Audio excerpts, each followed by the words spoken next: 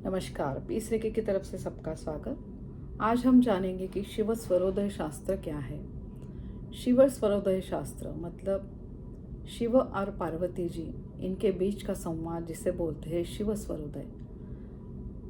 माँ पार्वती जी ने एक दिन शिव जी को पूछा कि ये मनुष्य योनि है, इनके अंदर जो भी चक्र है उनकी ऊर्जा बढ़ाने के लिए और क्या कर सकते हैं जिससे इनका जीवन और सफल हो जाए। तब शिवजी ने उन्हें बताया कि जैसे 72,000 नाड़ियाँ मनुष्य योनि को मिले हैं, ये 72 नाड़ियों का उगम स्थान है वो है नाभि के पीछे की साइड। और इन 72,000 नाड़ियों में से 3 नाड़ियाँ बहुत ही महत्वपूर्ण नाड़ियाँ हैं। ये 3 नाड़ियाँ हैं चंद्र नाड़ी, चंद्र स्वर, जो बाई तरफ की स्वर को हम बोलते हैं, सूर्य स्वर जो है दाहिने तरफ का स्वर जिसे पिंगला नाड़ी भी बोलते हैं, और सुषुम्ना नाड़ी जिसका स्थान है हमारे रीढ़ के हड्डी के बीचों बीच। ये 3 स्वर के ऊपर तुम्हारा पूरा शरीर शास्त्र है। चंद्र स्वर, इसके बारे में पहले हम जानेंगे। चंद्र स्वर नाम में ही उसके चंद्र है, तो चंद्र मतलब जब हम पूर्णिमा का चंद्र देखते हैं, पूरा चंद्रमा देखते हैं, तो हमें शीतलता मिलती है इस चंद्रमा से। ऐसी ही शीतलता हमें प्राप्त होती है जब हम चंद्र स्वर में काम करते हैं, जब चंद्र नाड़ी से हम सांस लेते हैं। शरीर को शीतलता प्रदान करने वाला चंद्र स्वर बहुत महत्वपूर्ण स्वर है। हमारा पूरा शरीर शास्त्र, जिसमें हम बोल सकते हैं कि दिन के 24 घंटे, इन 24 घंटों में से लगातार ये स्वर बदलते रहते हैं। कुछ देर चंद्र स्वर चलता है, कुछ देर सूर्य स्वर चलता है, और बीच में सुषुम्ना स्वर, जैसे दोनों स्वर हमारे चलते रहते हैं, चंद्र स्वर और सूर्य स्वर। तो चंद्र स्वर, जैसे मैंने बोला है कि उससे हमें शीतलता प्रदान होती है, चंद्र नाड़ी से हमें शीतलता मिलती है। रेकी का ध्यान लेते वक्त आजकल मैं रोज सबको बोलती है, गए 4 महीने से मैं बोल रही हूँ कि पहले चंद्र स्वर को एक्टिवेट कीजिए और फिर अपना ध्यान करने के लिए बैठ जाइए। चंद्र स्वर जो है बाई तरफ का स्वर, जिससे हम सांस लेते हैं, जिससे हमें शरीर को ठंडक मिलती है। और चंद्र स्वर कारक ग्रह है आपके मन का। जैसे हमारा अगर मन शांत हो तो शांत मन में सब अच्छे ही विचार आने लगते हैं। आप सोच कर देखिए कि हमारे पास सब सुख है, जो चाहिए हमें मिल रहा है, लेकिन अगर हमारा मन अशांत है तो ये सुख की कीमत हमें नहीं समझती है। हमारा मन तो भटकने लगता है, कभी इधर कभी उधर। या ऐसे बहुत सारे लोग हैं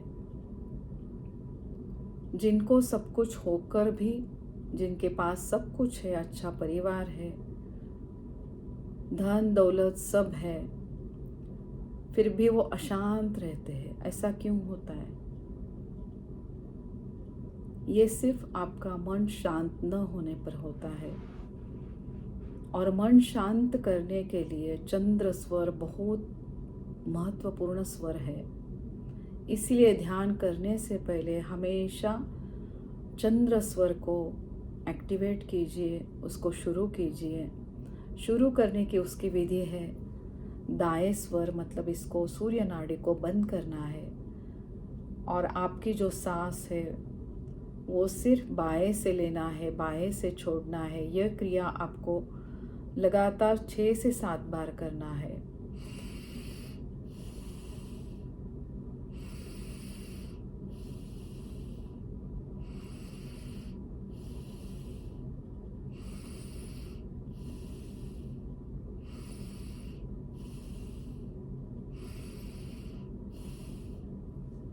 देखिए, गहरी सांस हम अंदर लेते हैं और गहरी सांस बाहर छोड़ते हैं।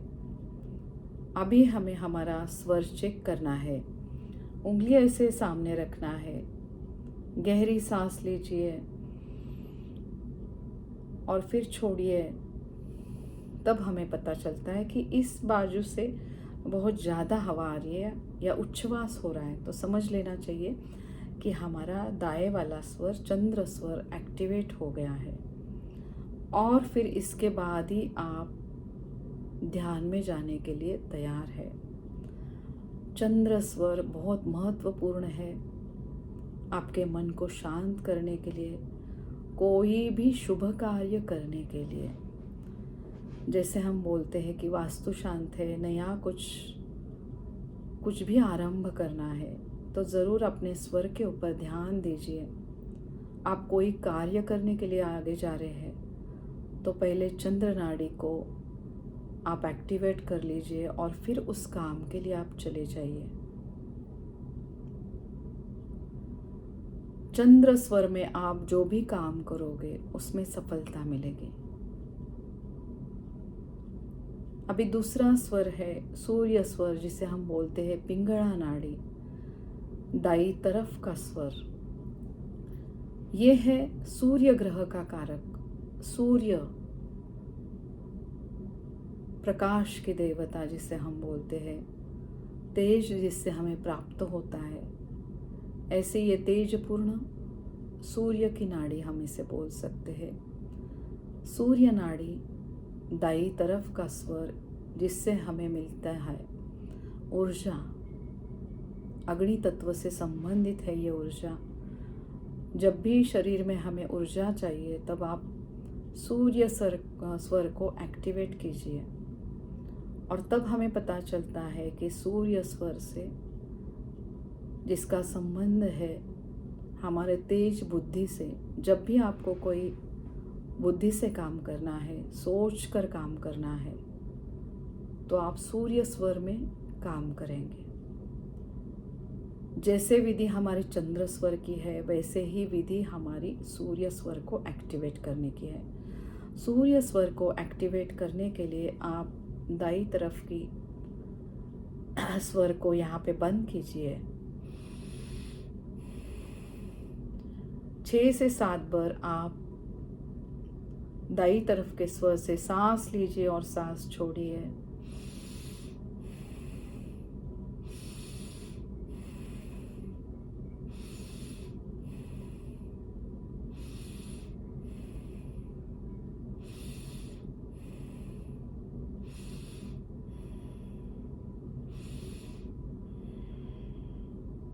अभी आप आपके सांस को चेक कीजिए।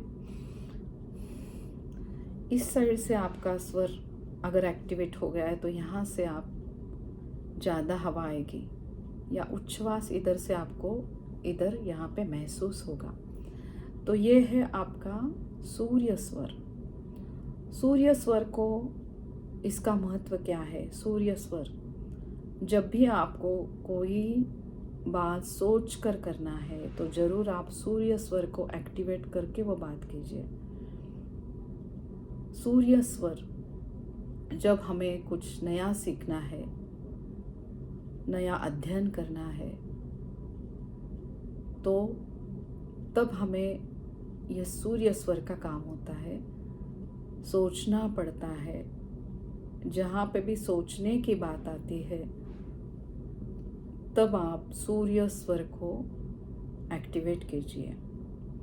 जैसे चंद्र स्वर ये मन का कारक ग्रह है, वैसे सूर्य ग्रह हमारे तेज बुद्धि का कारक ग्रह है। रेकी में हम बोल सकते हैं कि ये कारक ग्रह है आपके मणिपुर चक्र का, जो नाभि के 4 अंगुली ऊपर है, जिसे हम बोलते हैं अग्नि तत्व से संबंधित ये चक्र। हमें ये जो जीवन मिला है, ये जो जीवन अच्छे से जीने के लिए चंद्र स्वर, सूर्य स्वर, इन दोनों स्वरों का ज्ञान होना बहुत आवश्यक है। अभी तीसरा हमारा स्वर है वो है सुषुम्ना स्वर। सुषुम्ना स्वर कहाँ पे है? तो रीढ़ की हड्डी के बीचों बीच इसका स्थान है। जैसे हम बोल सकते हैं कि जब हम सांस लेते, सांस छोड़ते हैं, तब जब हमें महसूस होता है कि दोनों स्वर एक बराबर चल रहे हैं, तब समझना चाहिए कि ये स्वर हमारा बहुत अच्छे से काम कर रहा है, जिसे हम बोलते हैं सुषुम्ना स्वर। सुषुम्ना स्वर जब एक्टिवेट होता है, तब समझ लेना चाहिए कि हमारे शरीर का हर एक अंग अच्छे से काम कर रहा है, हर एक चक्र बहुत अच्छे से काम कर रहा है। सुषुम्ना स्वर में भी आप बहुत सारे काम कर सकते हैं।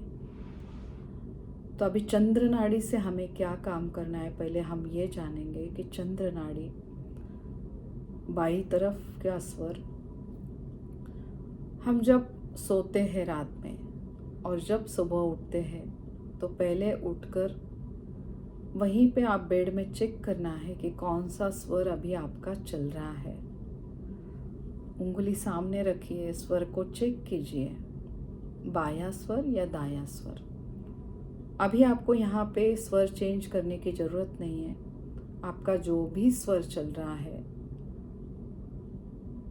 अगर सूर्य स्वर चल रहा है, आप जब में बेड के नीचे आप पैर रखेंगे, रेकी में हम पहले क्या करते हैं, पहले बेड में ही हम हमारे दोनों हाथों को देखते हैं और हाथों के लिए हम प्रार्थना करते हैं। जैसे संस्कृत प्रार्थना है, कराग्रे वसते लक्ष्मी, करमध्ये सरस्वती, करमूले तु गोविंदम, प्रभाते कर दर्शनम। ये प्रार्थना करके हमें उठना है और अब हमें अभी देखना है कि हमारा कौन सा स्वर चल रहा है। अगर बायां चल रहा है तो बायां पैर नीचे रखना है, उसके बाद दायां रखना है।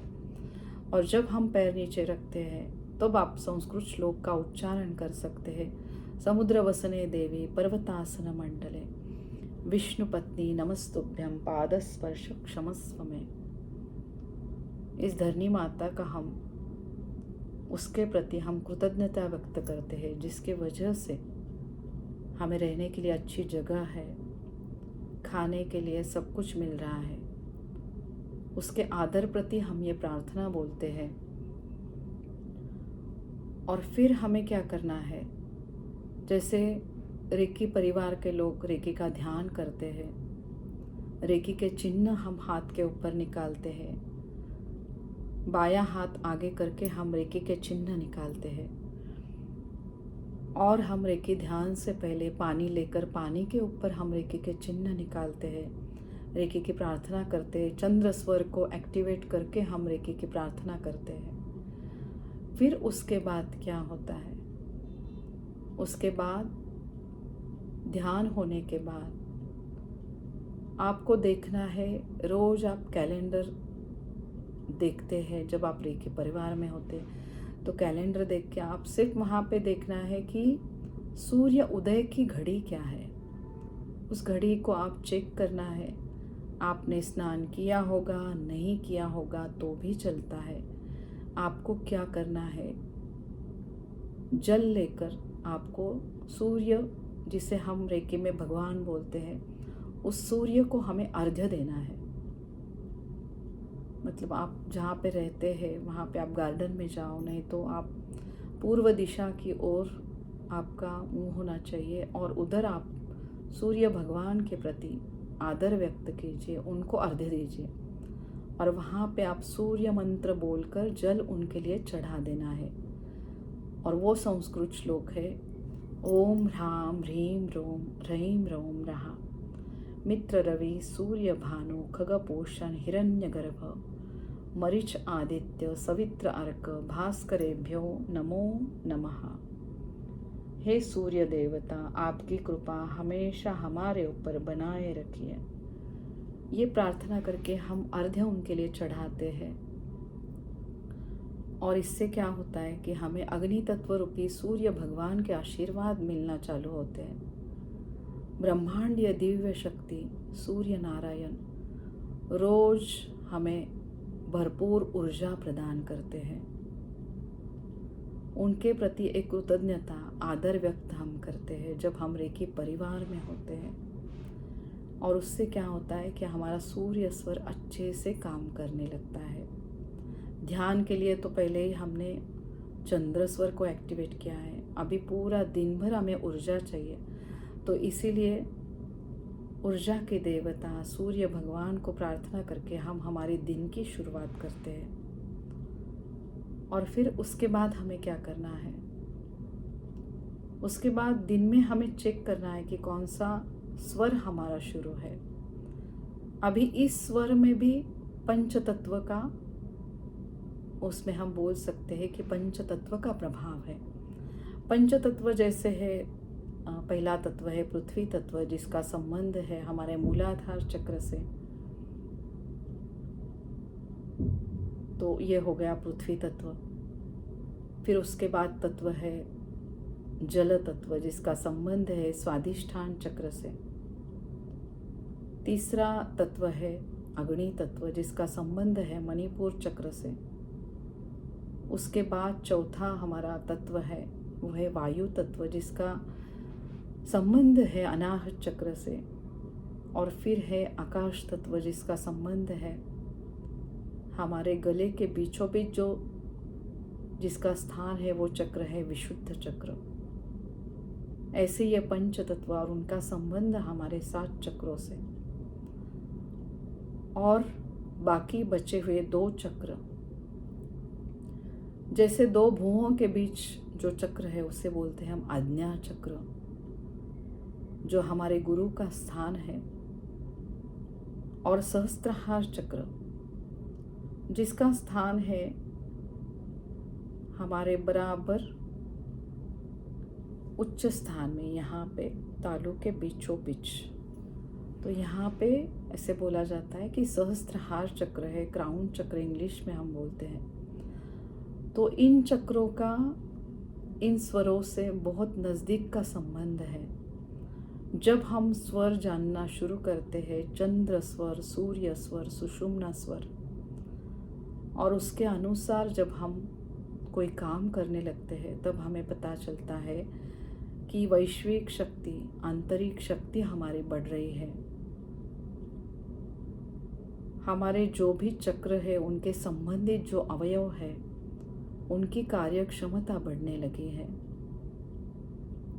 रेकी से क्या होता है, तो रेकी से हमें ये जो जीवन है इसको बहुत सुखकर बनाती है ये रेकी। रेकी से हमें मेडिसिन फ्री लाइफ मिलता है। और रेकी का ही संबंध है शिव स्वरोदय से, शिव शास्त्र जिसे हम बोलते हैं, हमारे शरीर की 3 महत्वपूर्ण नाड़ियाँ। तो यह है शिव स्वरोदय शास्त्र। तो ज़रूर रेकी के साधक अपना स्वर चेक कीजिए।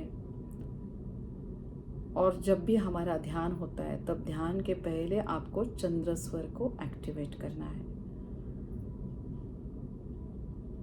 आज के दिन में इतना ही बोलना चाहूँगी। आगे का शिव स्वरोदय का जो भी अभ्यास है, उसके बारे में मैं आगे का वीडियो बनाऊंगी। आशा करती हूँ इस वीडियो से आपको अभी समझ में आया होगा कि चंद्र स्वर क्या है, सूर्य स्वर क्या है, सुषुम्ना स्वर क्या है। हमारे 7 चक्रों का स्थान जो है सुषुम्ना नाड़ी के ऊपर, रीढ़ के हड्डी के बीचों बीच जो स्थित है वहाँ पे। और ऐसे बोला जाता है कि सब मिलके 9 चक्र हमारे रीढ़ के हड्डी के बीच में है। रेकी में हम 7 चक्रों का अभ्यास करते हैं, वहाँ पे हम ऊर्जा देते हैं दोनों हाथों से। जब 7 चक्रों में हम ऊर्जा देते हैं, तब उसके बाद दोनों जो चक्र है, 8वां और 9वां, ये 7 चक्र जागृत होने के बाद ये दोनों चक्र जागृत होने लगते हैं। ऐसी है ये वैश्विक शक्ति रेकी, जिसका मैंने ध्यास लिया है गए 25 साल से। और 4 सालों से मैं लगातार एक सेवा बोल के रेकी का ध्यान ले रही हूँ। जिसको भी ये ध्यान मेरा अटेंड करना है, मैं गूगल मीट की लिंक वहाँ पे भेजती हूँ। आप ज़रूर वहाँ पे रेकी ध्यान के लिए आप वहाँ पे ज्वाइन कर सकते हैं। रेकी एक है शिव शक्ति, और इस शिव शक्ति का अध्यास मैंने लिया है। इसका कोई भी मोल नहीं है। कोई भी यहाँ पे ध्यान के लिए आप ज्वाइन कर सकते हैं। सुबह ब्रह्म मुहूर्त में 4:45 बजे, और शाम में आप बोल सकते कि रात में 9 बजे रेकी का ध्यान फिर से होता है। हर एक चक्र हर एक दिन ऐसे हम रेकी का ध्यान लेते हैं। चक्रा बैलेंसिंग भी अपन लेते हैं। तो ज़रूर आप रेकी ध्यान के लिए आप अटेंड कर सकते हैं और इस रेकी का आशीर्वाद लीजिए। श्री शिवाय नमस्तुभ्यम। इस शिव शक्ति के आशीर्वाद सबको मिले, सबका कल्याण हो, ये मेरी तहे दिल से प्रार्थना।